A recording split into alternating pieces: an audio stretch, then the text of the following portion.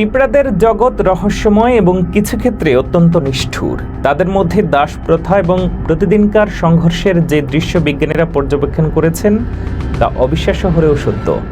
পিঁপড়াদের মধ্যে প্রায় 50টিরও বেশি প্রজাতির মধ্যে দাস প্রথা বিদ্যমান। এদের মধ্যে কিছু প্রজাতি দাস বানানোর প্রক্রিয়াকে অত্যন্ত নিখুঁতভাবে পরিচালনা করে, যা এক রকমের বৈজ্ঞানিক বিস্ময়। সবচেয়ে ভয়ঙ্কর প্রজাতির একটি হলো পলিয়ার গ্রাস পিঁপড়া। এরা সাধারণত 4 থেকে 10 মিলিমিটার লম্বা হয় এবং গায়ের রং হয় বাদামি থেকে কালো। এই প্রজাতির পিঁপড়ারা এতটাই দাসত্ব নির্ভর যে তারা নিজেরা কিছুই করে না, না বাসা বানায়, না নিজেদের যত্ন নেয়, এমনকি নিজেদের সন্তানদেরও তারা খাওয়ায় না। তাদের একমাত্র কাজ হলো অভিযানে অংশ নেওয়া এবং নতুন দাস সংগ্রহ করা। এই প্রক্রিয়া অত্যন্ত সুপরিকল্পিত।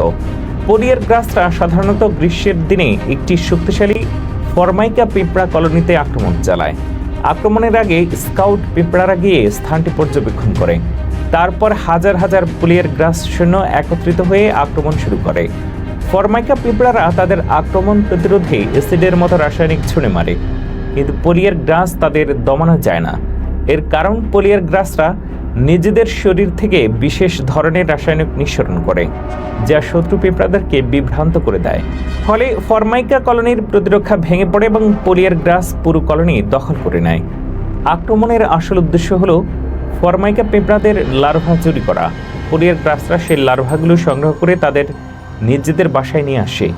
এই লার্ভাগুলো যখন পূর্ণবয়স্ক পিঁপড়া হিসেবে জন্ম নেয়, তখন তাদের রাসায়নিক সংকেতের মাধ্যমে এমনভাবে প্রোগ্রাম করা হয় যে তারা নিজেরা বুঝতে পারে না যে তারা দাস।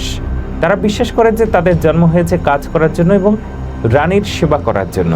এভাবেই ফরমাইকা পিঁপড়াদের বাচ্চাগুলো পলিয়ার গ্রাসদের দাসে পরিণত হয় এবং সারা জীবন তাদের দাসত্ব করে কাটিয়ে দেয়।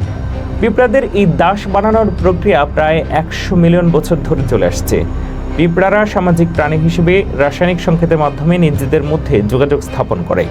এই সংকেতগুলো তাদের বলে দেয় কি শত্রু আর কি বন্ধু এবং কিভাবে তারা সংঘর্ষ বা দাসত্ব পরিচালনা করবে।